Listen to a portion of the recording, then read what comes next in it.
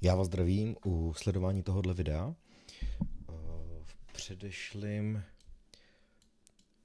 videu, nebo v tom prvním videu, co jsem kdy nahrával, jak se nechá nakreslit jednovou pólový schéma, tak jsem tady dostal komentář, jak zpracovat jednopólový schéma rozváděče nebo vícepólový schéma rozváděče na více stránek. Dobré téma. Koukneme dneska na to. To by mohlo být zajímavý. V Proficedu vícestránkový schémata určitě kreslit jdou. Bohužel musíte k tomu mít zakoupenou už licenci, protože jinak z základu v té volné verzi jsou, myslím, 2 nebo 3 stránky. Já tady mám tu licenci zakoupenou, tak se na to můžeme podívat. Já si tady zapnu Proficet, až ho najdu, kde ho mám, tady. Tady máme Proficet. Tak. A aby to teda nějak vypadalo, tak si nejdřív uděláme popisový pole. To si myslím, že by mohlo být hodně zajímavý. Tak jak na popisový pole. Orámujeme si to. Uděláme si své vlastní popisový pole. Já to tady hodně odbydu, ale pro kontrolu by to mohlo stát za to. Vždycky to kreslím v jedničce, 1 mm rozptyl. Tak. Dáme si sem nějaký text, třeba vypracoval. Hned vysvětlím, proč to kreslím takhle složitě. Tak, vypracoval. Jak by to tady mohlo být? Já si tady otevřu schválně nějaký výkres, co jsem kdy dělal. Jo. Tak, moment, zkusíme tomu udělat hlavu a patu. Tak. Jo, dáme si to zarovnání doleva, pak jsem vždycky psal telefon a případně datum. Tak. A my si tady dáme vypracoval, tohle by nám nefungovalo. Dáme si tel a dáme si datum a to si myslím, že už má svoje nějaké označení v proměnných a to si myslím, že je daté. Já to tady nemám, ale tuším, že se to píše. Myslím, že takhle. Tak.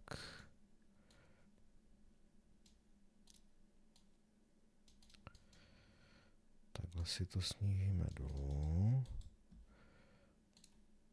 Takhle bych to uzavřel. To by mohlo být o kousek vejš. Lepší. Tak, co by tam pak mohlo být dál? Tady by mohla být akce.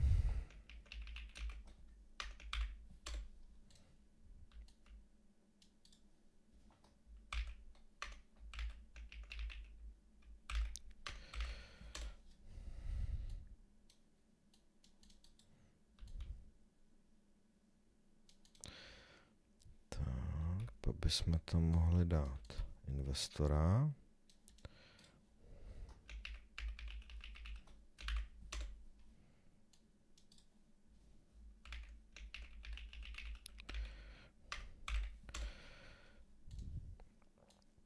Nějaký pojednání o obsahu, tam by mohlo být.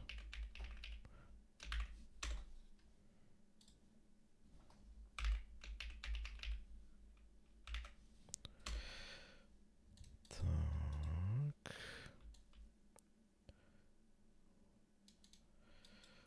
A jdeme na to poslední, což by mohl být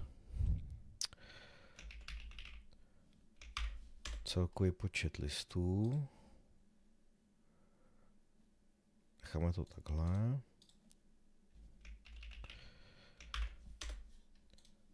List. Co bychom tam dali? Tady nebudeme dávat nic. Tak. A ty proměny jsou celkový počet stránek je PC a aktuální list je PO.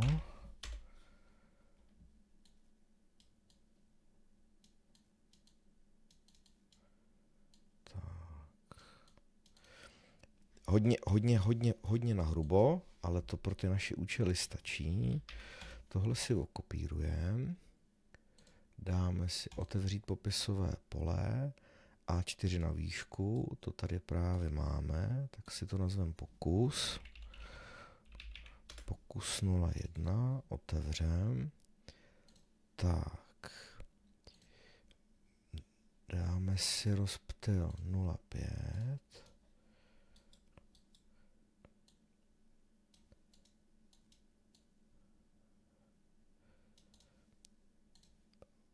Jo, oni to mají tady odsáď a do tohohle rohu my se zkusíme trefit s tím naším popisovým polem. Tak.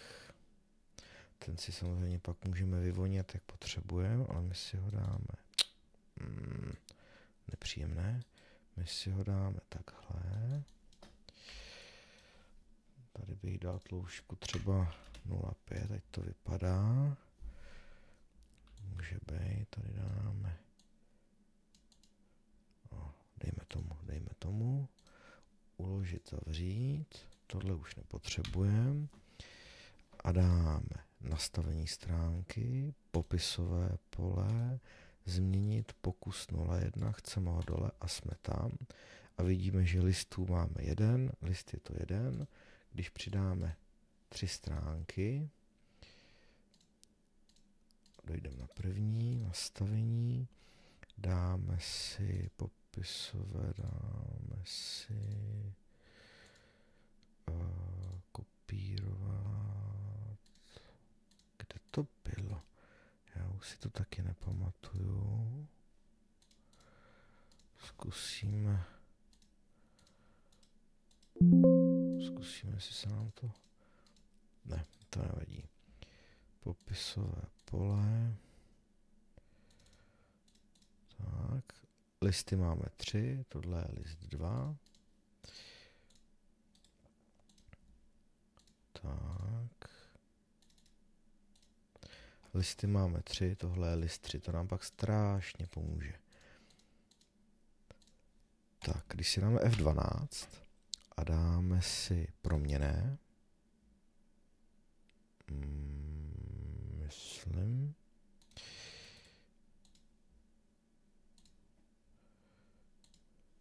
proč pak je tu nemáme?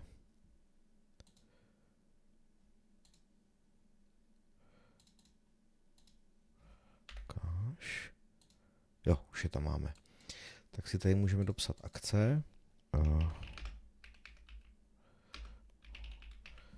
Pro účel videa, investor jsem já, obsah je něco, vypracoval jsem to já sám a telefon 1, 2, 3, 4, 5, 6. Automaticky se mi to tam takhle doplní a teoreticky, jo, už to tam máme všude doplněný a jenom se mi mění listy. Velmi výhodná věc. Jedeme dál. Máme nějak připravený popisový pole, kde budou třeba obrázky, budeme tam mít naší projekční kancelář, co to je, ale už se nám to pěkně bude takhle řadit do těch listů a když já tady budu mít 50-60 stránek, tak by to nemělo dělat bordel, když to tam neuděláte takhle pitomně jako já. Aha, božínku, to jsem neudělal dobře.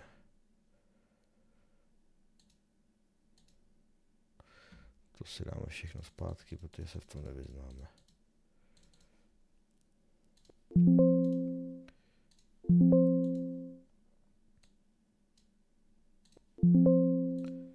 Tak. Jo. Listů 10, list 9, 5, 4, 3, tak, perfektní. Máme tu nějaký počet stránek a jdem na to. Stránky si můžeme, myslím si, že v tomhletom dopopsat. Tohle bude třeba úvodní, tohle bude silové, tohle bude ovládací, tady bude PLC.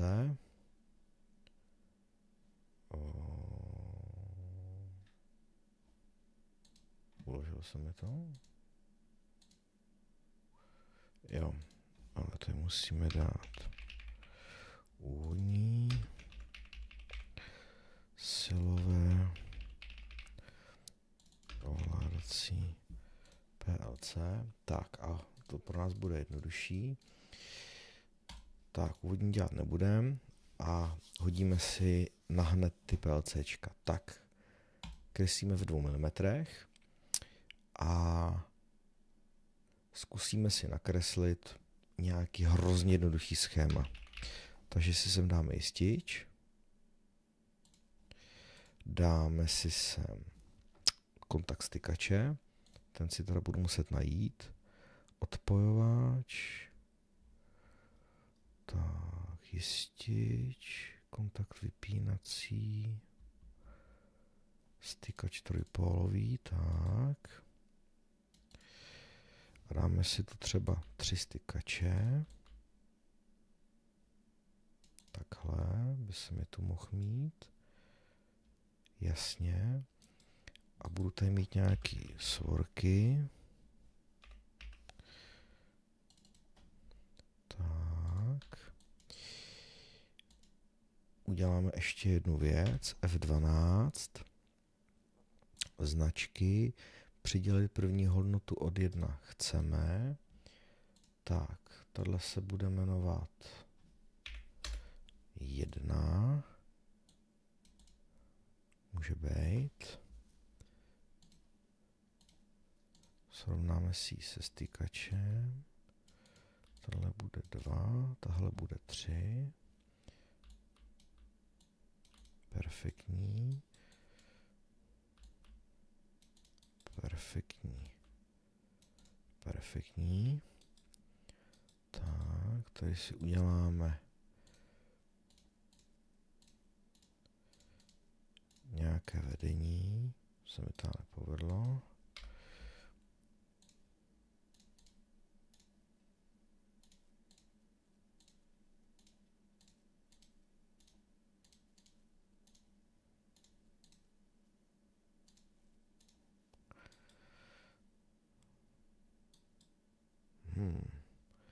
Vidím tady podezřelý problém. Tak. Nebudeme se s tím moc matlat. A necháme to bez popisu. Tohle si popsat můžeme. Bude to vypínač Q1. Bude mít hodnotu 40 A třípólově. Tak. Třeba takhle. Zatím bych to nechal. Ať si to žije svým vlastním životem. Dojdu si na stránku ovládací. Budu tady mít jistič. Ten se mi bude jmenovat FA1. Charakteristika bude 2A1B. Tak. Dáme si tady kontakty relátek. Asi s tím nebudu moc matlat. Teď nevím, jestli to 1, 2, 3, 4, 1, 2, 3, 4, asi jo. A tak, tohle relátko se bude jmenovat KM1. Tohle relátko se bude jmenovat KM2. Tohle relátko se bude jmenovat KM3. A teď jak to kreslím já? Dáme si tady kontakt zapínací. Dáme si tady ovládací kontakt zapínací. A dáme si tady kontakt vypínací. Tak. Já jsem totiž takhle naučený, jak jsme to kreslili v bývalé firmě. To nám to sice kreslil už automaticky program, ale tak, aby ten daný člověk věděl, že tady k tomu patří takhle nějaký věci. Tak, ideální. Tohle to si zmenšíme na 1. Dáme si to čerchovaně. Čerchovaná B05. Výborně. A teď víme, že k tomu relátku jsou nějaký silový a ovládací, spínací, ovládací, rozpínací. Tenhle ten bude ten samej. Tenhle bude ten samej, třeba nějaký Schneidery LC1D. Tak, uděláme nejsložitější ovládání na světě. Tak, tady dáme tohle relátko. Tak, a tady dáme, sice to nebude mít logiku, ale to vůbec nevadí. Tady jeden rozpínací. Pro tu naši logiku nám tak vážně pacholek. To nám bude úplně stačit. Tak. A všichni přijdou připojit na nějaký nulový vodič. Může být. Tak. A jdeme si udělat největší magii. Stránka 1, silovej, a jdeme si je popsat. Ty se budeš jmenovat KM1.1, tím mu přidám ten odkaz. Ty budeš KM1.2 a ty budeš KM1.3. A vidíme, že se nám tady špatně promítly ty názvy těch stránek. To není úplně hezký. Tak si dáme, že to bude STR2. Tohle bude STR3. Tak. To už je lepší, ale furt nám to neukazuje odkazy, takže si dáme souřadnicovou síť. Budeme ji chtít nahoře. Ukáž. A už to tady máme. Co jsem to tam napsal? Ježiš, to je blbost. Tak to je blbost. Je to KM2.1 a KM3.1. Tak a už máme odkazy. Tenhle, co jsem to udělal? Ne.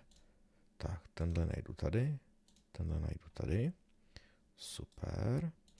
Tohle to bude spínací kontakt od tohohle relátka. Tak napíšeme, že to je KM1.3. A tohle bude taky od tohohle relátka. Takže to bude KM1.2. Akorát se nám to tady neprohodilo. Tak, a to asi je jedno, to nebudeme řešit. Tak jsme to měli udělat postupně, že tohle by měl být první, druhý. Tak z tohohle uděláme druhý a z tohohle uděláme třetí. Tak, 2, 3. A to bychom pak museli prohodit tyhle, ale to už je jedno. A máme tady krásně ukázaný odkazy, kam nám co vede. A krásně to koresponduje s tím, že víme, že to je KM1.1. Nachází se to na stránce 2, my jsme na stránce 3 a je to v C4. Kdyby jsme to chtěli mít ještě lepší, tak bychom si dali doleva taky souřadnicovou síť. pak by nám to tam vlastně umělo napsat teoreticky řádek sloupec, pokud se nepletu. Jo, C4, B5, B7, jo. Jasný. Jsme na řádku B, na 7. Tak, jsme na C4, jasný. Jo. Tak. Takže takhle. Takhle se nechá udělat velice rychle. Jo, a všechno se nechá s tím jako pohnout, drží nám to v tom. Takže takhle velice rychle si necháme udělat schéma o více komponentů. Takže tak. Myslím si, že je to velice jednoduchý. Co to dál umí? Umí to dál to, že já když tady budu mít tenhle vodič a já mu napíšu do vlastností, kam se to psalo tady, že to bude L1, tak a tady, že to bude L1, tak se mi tady udělá odkaz.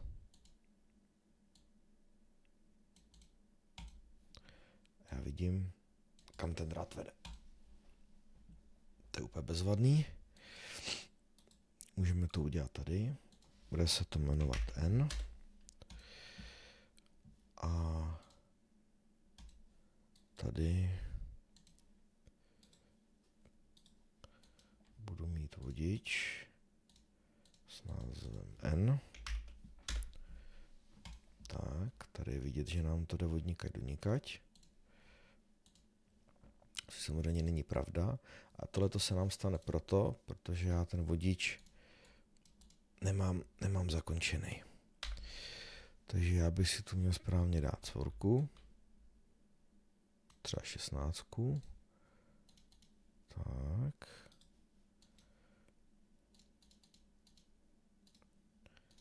A teď mu řekneme, že je to N.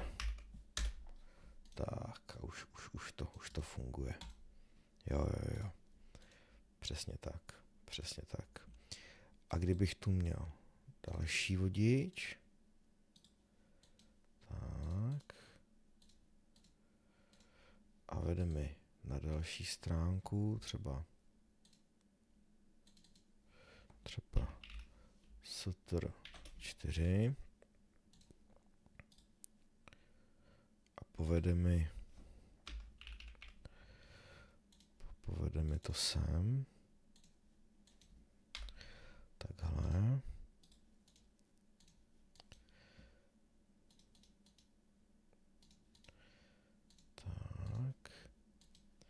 Tak ten se bude jmenovat, běž pryč. Ten se bude jmenovat taky N. A tenhle ten se taky bude jmenovat N.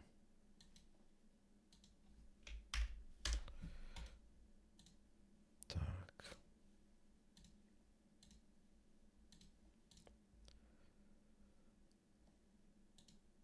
A teďka proč nám... Jo. Tebe nazveme třeba N1. A tebe nazveme N1, protože to není ten samý drát, to by musel být v celku. Tak. A už nám to funguje. Strana 2 E10. Tak, strana 2 E10, strana 4 D1, strana 4 D1. No, to občas udělá chybu, ale to nám funguje. Takže takhle se nechá udělat. Tak, a když se na to koukneme, tak tady jsme si nedali nic. Tady máme list 2. Už tady vidíme nějaký odkazy. Jo, už tady vidíme, začínají nám tady takhle jezdit odkazy.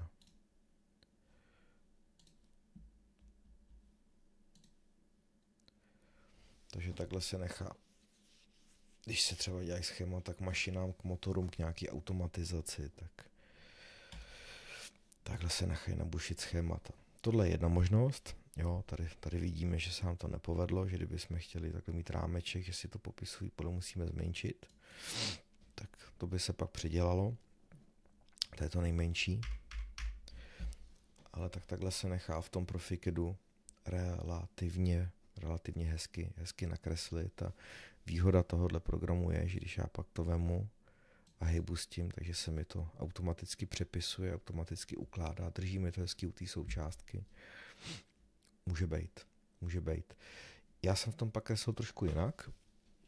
To se jak můžeme ukázat, vteřinku mi teďka tady pálí oko. Když si tady kouknem na nějaký schémata rozvaděčů, co jsem dřív dělal, tak tady je nějaký výstup, co jsem v tom dělal. Taky nějaká možnost.